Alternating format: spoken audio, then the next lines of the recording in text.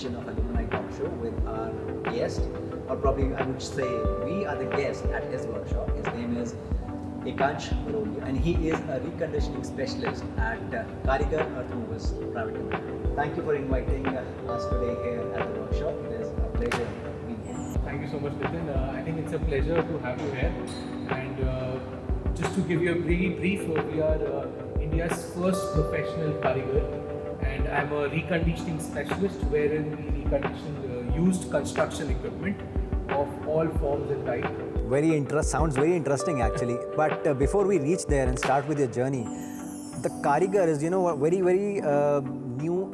I would say not a new, but very typical word. Where did you get the idea of this word from? So initially, when we were planning this entire setup, this was more based around we'll buy equipments, we'll recondition them and sell it. But then we realized the main idea and the main essence of the entire business is in the reconditioning. Not many people are doing it the right way. And reconditioning is done by mechanics who in Hindi we call them Karegar. Right. So Karegar is the whole sole purpose behind equipments when it comes to reconditioning. So when I say we are India's first professional Karegar, I am a professional and at the same time I can repair an equipment. So for me to manage the set of people and to manage a team who are mechanics and who are laborers at the same time and to make sure they deliver well, they are a strong team. But reconditioning is a process wherein an equipment comes in and it goes old and it goes out new. So for us entirely, Karegar is the essence of everything around our business. So hence we are Karegar Earth Movers. Good to know that, and I think you have found your niche and expertise there, and we'll come to that part on the later part of our interview. And just to update my audience that Ekanssh is the pilot batch graduate of the BBA program of REY from REC School of Built Environment, and with me they are talking about it. Let me ask Ekanssh to take us through the journey in terms of with the RICS, how your experience has been with the organization, and a brief overview of your background and introduction. So it's almost been 10 years since I joined RICS, and I just calculated it as we were starting the interview. And so in 2013 when we started I started with RICS, and then ultimately after 3 years of calculation, having a crazy journey because it was the first batch. We had a lot of industry leaders that time teaching us directly. We were very lucky to be part of the first batch in some forms. And then having an internship stint with Black Olive, Mr. Sunil Agarwal, which was a great upside to my entire career path in terms of the knowledge I had. Then finally joining CBRE as one of my first placements from RICS, moving on to a great journey of 5 years with CBRE, and finally having my own company where we recondition equipment. It's a great overall journey which I've had, and it's been 3 years in the business now, and we're doing great. We are exploring as we grow, and still very well connected with the real estate environment around us. Right, and that's something which I see a roller coaster ride. From Black Olive, which is somewhere in valuation, to CBRE, multiple profiles there, and then your own entrepreneur setup. So we'll reach there one at a time. But let's start with Black Olive, internship assignment. So how have your experience and learning with Black Olive? See, Black Olive was like the first stepping stone for me into professionalism, I would say. And the journey was more based about learning the skills and learning the tools.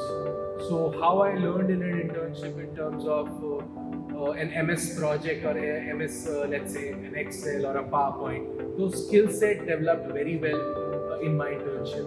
I was blessed to have great bosses, Mr. Sunil Agarwal, Mr. Pallav Agarwal, and with them, like hands-on, I kind of learned my skills around Microsoft, my skills around presenting, my skills around making reports, making documents, and to make sure to be on top of things. How to prioritize things. Things are kept at always a priority with the team, and we made sure we delivered. So I learned a lot around delivering the things on time, learned a lot around paperwork, maintaining the printing of papers, how to document files, how to make those filing works. People don't teach you like either in college or even at workplace, they expect you to have these skills of printing and documenting, but these skills are actually learned at an internship.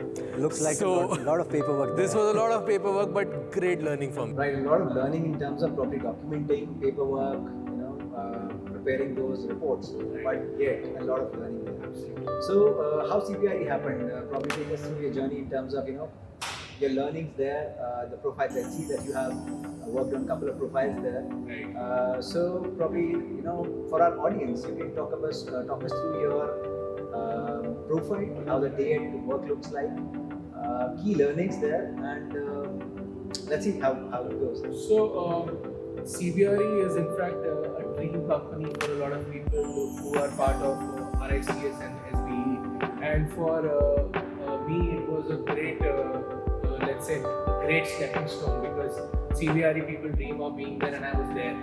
So I still remember my first day at CBRE, and I was in awe, because with 600 people, everybody very highly experienced.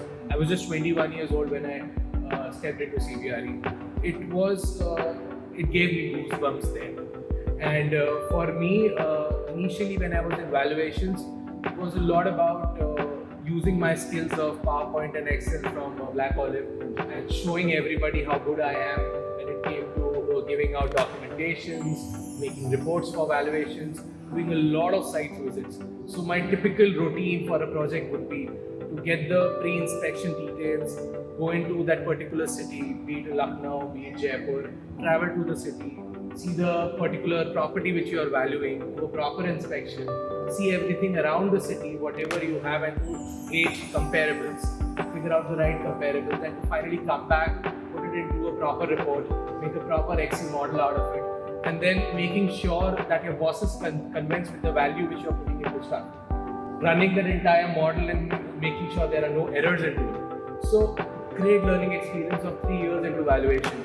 I was blessed to have some great bosses there, which helped me in even gauging that mindset of how real estate is valued and how people make money out of it. And it was more when I realized that valuation is about, let's say, it's a back-end job at the end of the day. Some people really love it because you get a sense of authority, as in you're valuing properties for banks, and they have to bang on it. They have to abide by it. So people do love it, who want a sense of authority, and they are very good with financial modeling. It's perfect for those set of people. But I wanted something more, and I wanted to interact with people. I wanted to talk to people. I wanted to explore a lot of the market side of real estate. And that's where I went into brokerage. So when I went into brokerage, into CBRE itself, I was very lucky to be able to do that. I went into the transactions department, and I was into specifically retail restaurants. So I picked up my passion for food, and that's where I went into food and restaurants transactions. So completely different journey altogether. Wow, starting with that work, when you are on the ground with the sites, looking around things, doing the ground research, probably contemplating all that data into the sheets, models that you're working on, and again, mix of both worlds, desk job as well as on ground things. You're looking at the ground reality, putting it across in terms of numbers and figures, which really match up to the expectations, which I think is a lot of work that needs to be taken care of. But you're still not settled there. You moved on to a different ballgame altogether, and again, I think that will also involve your ground visits, visiting on to those properties as well. See, in transactions, it's more about people skills, and even though I was very confident about my people skill and the people management to a level skills, or interpersonal skills for that matter, I wasn't up there. There was a lot of scope. So once I started interacting with clients, started meeting people, started meeting developers at one end, and meeting prospects for acquiring that space in a development at one end, I realized there's a lot of learning. And the 2.5 years which I spent in transactions, I grew in my personal skill from a 0 to maybe an 8, because I was interacting with people, I was negotiating with people, I was convincing people, and I shouldn't say convince, but I was rather building relationships. So one major aspect of transaction which I learned and which I grew onto, and maybe just to handle the pressure at times, was to build relationships. So when you're transacting, you're building relationships, and nobody can teach you on a pen and paper how to build relationships. So this job role of transactions helped me a lot how to build relationships. I'm not talking about a good or a bad relationship. It's about building a relationship. So yes, learned a lot. Some relationships turn sour, some relationships go well, and some relationships go beyond. And at the same time, I learned, which was something which was very important, it's more important to focus on the client after you sign the paperwork. We are all taught, sign the paperwork, your job is done. But with CBRE and transactions, we realized the job really starts after you have done the paperwork. It's more about making sure how well that store opens up and when you get the money. And mind you me, I was never serious about receiving the money after doing a transaction, but my learning journey of money helped me a lot today in my business.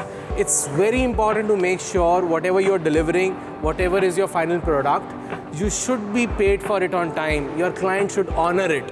And he should respect the fact that if you're delivering something, you get paid for it and on time, because then it is headache free. You love to do your job. So all my interpersonal skills and my money matters got sorted with transactions at CBRE. It was a beautiful journey with some really good bosses, so had a great time there. So it's for everything, but if somebody really wants to engage with people and somebody really likes to be there with people and making sure that you're a people person, that's the space. Transactions happened automatically. And that was the thing with CBRE. It was a great journey. Right, so a lot of work there as well, and not just making those transactions or completing those transactions and going out for a party. You actually stay there, make the, keep the client warm, and when the transactions and the store opens, the cash flow is something that you have really learned there, and the process of the money which actually flows and from the pocket of a client, when it comes to your pocket, that's when the major pride or the time to party is. Absolutely. All right. So again, a lot of learning, and there are two different profiles which you have already worked on. You have a valuation profile with you, you have a transaction advisory profile with you, and I think with 5 years of considerable learning, a person really feels that I'm really settled. And again, with a big company, with a big brand name, money flowing in the pocket, no one would actually take a risk of being an entrepreneur or starting something new. Right. What took you there, and you went into an entrepreneurship model from there? My bosses were never happy with my thinking about leaving jobs. I never intended to. But for me, after a certain point, I need to have a purpose of doing things. Mm-hmm. So transactions was going pretty well. But I still remember a certain time wherein I realized that, and it just clicked, that every boss has a boss. And it might sound rude to a lot of audience, but some people are really happy to have a boss, and they are happy to get a salary on time. But for me, my entire goal in life, and I realized, was I don't want to have a boss maybe at the end of the day. I'll rather be my own boss. And it's not easy to be in that space. The kind of struggle you have for the first few years, it's immense. But I chose a path wherein I realized that it's important for me to start at this age if I want to be somewhere till the time I'm 35. Mm-hmm. I don't want to start a journey at 35 and then repent why I did not start it early.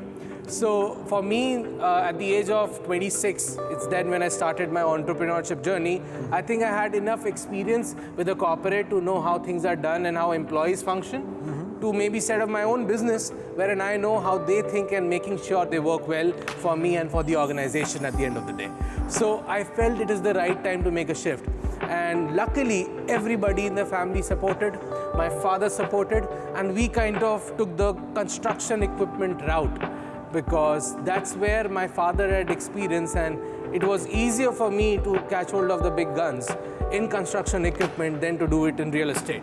So hence construction equipment, because he comes with an experience of 15 years, and that's how we started Karegar EarthMovers. And I see that you are not coming from a family-owned business background. You Absolutely. Are the first generation of entrepreneurs in your family. So we kind of back in the days, Dad used to have a business, but in 2006 he actually went into corporate, and he started doing a job. But it was a gap of long 15 years. After 15 years, things have changed massively. It's completely fresh. How we think, how we do business, everything has changed. Right. And for us now, it's been a great journey till now, but the uphill starts now as we speak. Like this year, the thinking and the process, how we want to run the business has changed entirely. And we are now completely focused on making it a system operated business than a people operated or let's say a single owner driven business. All right. So with that, when we talk about Karegar EarthMovers, how have been your first year of starting? You mentioned about, there have been some struggles there. How has been? In business, when you start off with something, there's always a very fancy model and there are great numbers. And you think that business is the easiest thing to do.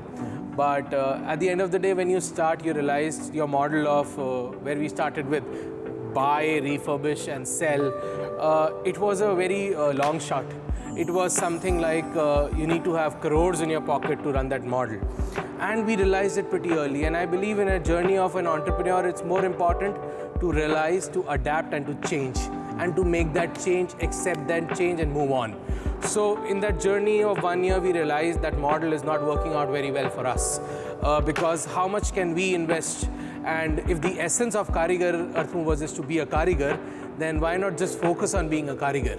So that first journey of one year, 1.5 years of struggle was more around identifying what we need. And from there, I jumped onto a course which actually helped me a lot. But this entire thought process changed within a year. And the model changed. Now we only recondition. We don't buy or sell. We purely recondition. We purely do it for a very specific segment of people or let's say clients. So you have been identifying, so in the course you have been able to identify the specialism or the specialty pathway that you want to get into. And probably the next question could be around, the clients. Is it a B2B model or a B2C or a both? How do you do cater to? And I would emphasize on something very categorically that at the end of the day, the business is completely about how well you can fulfill the need, desires and problems of a particular customer or a particular client. And in this case, we focus typically on exporters who are looking to export used construction equipment and they want a good reconditioned equipment. Nothing of the rags, they want a genuine reconditioned equipment. And when we focus on that, we are focusing specifically on B2B clients. These are businesses who are in the business of export and they have the money to invest into equipments wherein we become their reconditioning partners. And we offer them that kind of confidentiality they want, the kind of time delivery they want, the quality of equipment they want, and the skilled team which they want back end to deliver a good product. So at the end of the day, it's all about delivering the right thing for their client. The machine shouldn't have any faults. It should be delivered to perfection. There should be no leakages, there should be no breakdowns, there should be no hassles. So all of this is taken care of. So that's how it's a B2B business, but purely very focused on delivering a good quality product. So focusing on the right area, you have narrowed down your specifications from the specialty and field that you're working on to the specialty market that you are targeting, and giving the perfect thing to the people who have deep pockets who can get those machines procured, reconditioned and exported. Absolutely. So really bang on to the nail there. So you also talked about a course in our discussion. Tell us something about that learning. So I would dedicate a lot of my change in thought process to Rajiv Talreja. He's a great coach and he has been in the industry for almost 10 plus years now. And he changed my thought process about how things are done. He changed my thought process on marketing and sales. At RACS, we never used to focus much on our marketing and sales courses or classes. But as a student, but I recommend strongly that what they're teaching when it comes to sales and marketing, listen to it. Do it, because sales and marketing is the most important thing. Your product can be B, your services can be B, but if your marketing and sales is B, it never works. Have good marketing and sales, reach out to the right customer, and at the end of the day, have a good product and service. Everything falls in place. So this is a learning which Rajiv Talreja has given me and to a lot of other people, and he continues to give it. And I believe it's a great thought process. When you pen down everything, you go by a process. You don't try कि जो, and people used to say कि business में तो करते करते सीख जाओगे. Business में करते करते आप time waste करोगे. Or probably lose your, and lose your money. Right. Business में आप तभी सीख सकते हो if you follow a process and you follow a system. You learn from the coaches, you learn well, and then you implement it. Implementation is more important than learning, and we are implementing. It's important to sit down with those sheet of papers and put down things and make things happen. And we are working on it allegedly. So a lot of lessons learned in the process, and taking up the probably experience, learning from the experience of others and implementing that in your own setup, so that you do not burn holes in your pocket. Absolutely. Good. And I see you talk about products, sales, marketing. Now let's try and hear about what are those differences between, let's say, sales and marketing, and how people should focus more there. See, marketing is all about generating leads, and sales is about converting those leads. We confuse the two and kind of focus on generating and converting leads at the same time. These are two different departments, need to be handled separately. One is for generating leads and one is for converting those leads. And this lead generation is a process wherein you have to experiment. You have to be in the top of things. You have to check what's working for you, what's not working for you, and you have to make the right kind of changes. So for businesses to understand, it is very important that you focus on marketing and sales separately.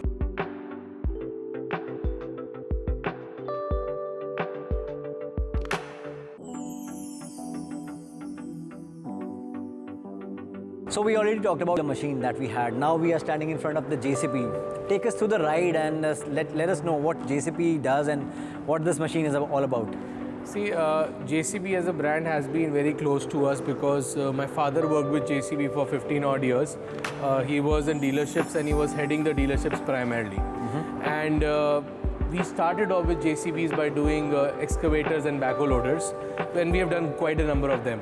But once we positioned ourselves differently and we realized we are more like a reconditioning expert, we realized we have to do more equipments, we have to do more brands, and that's when we diversified.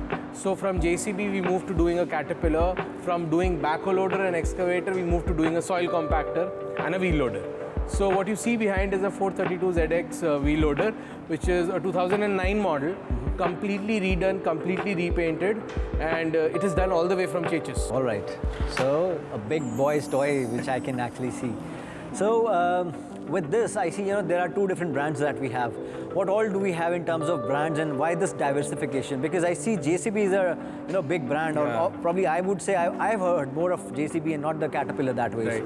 So like in the past 1 month, we have done everything from a Ham, Dynapack, a Caterpillar, and even let's say a case. So these are multiple brands which are there in the market. They're close to 15, 20 plus prominent brands, and all have their construction equipment range, which is pretty massive.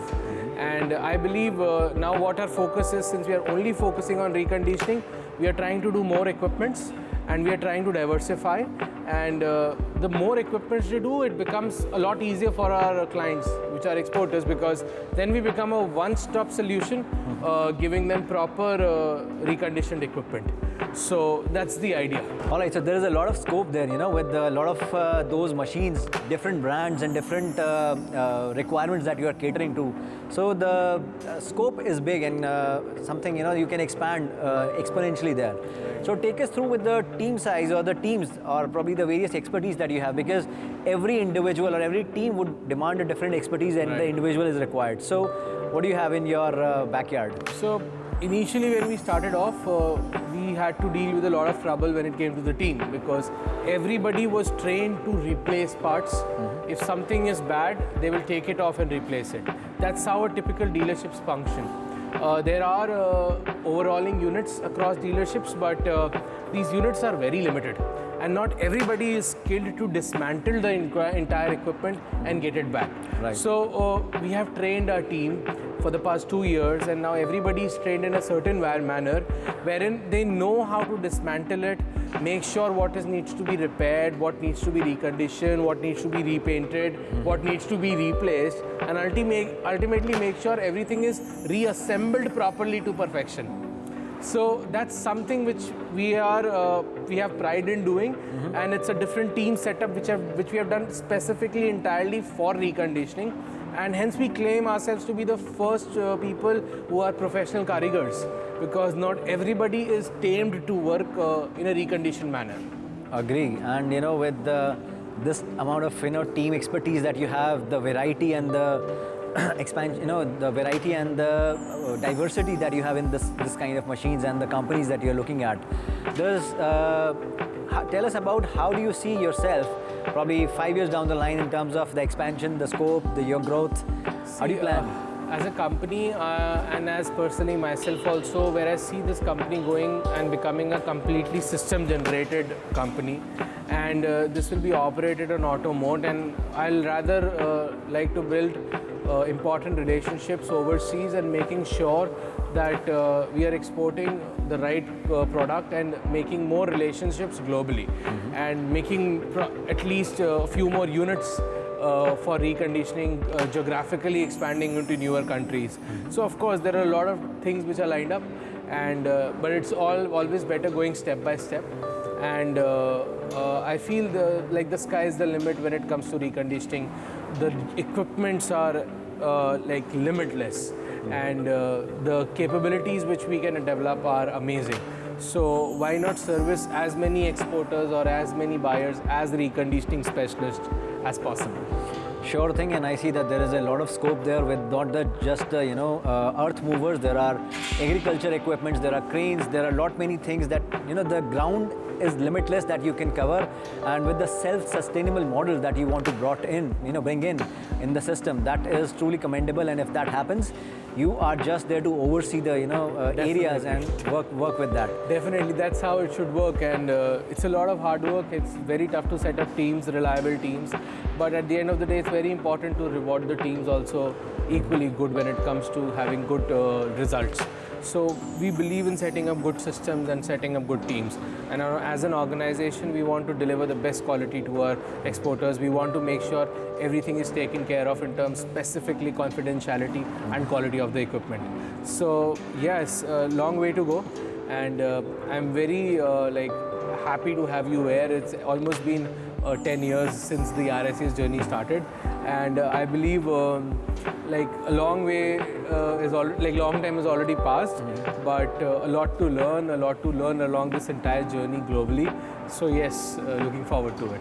The pleasure is all ours to be here and interview you and take all that learning from you. So thank you so much for giving us that time and sharing your learning and experience with our audience. Thank you so much, and it's a pleasure being back associated in some form with the school, even after 7 years of after school. So great, lovely to be here. So that was Ekanssh with us, who shared his journey and learning experiences from variety of areas, starting with the internship model, wherein he had an experience with the valuation, with CBRE, wherein he was into valuation as well as transactions, making networks, creating that bond, creating the network, selling those inventories, getting all those transactions done, and then still learning in terms of be it financials, be it other areas, and then creating this whole setup, which is the first generation of an entrepreneurship.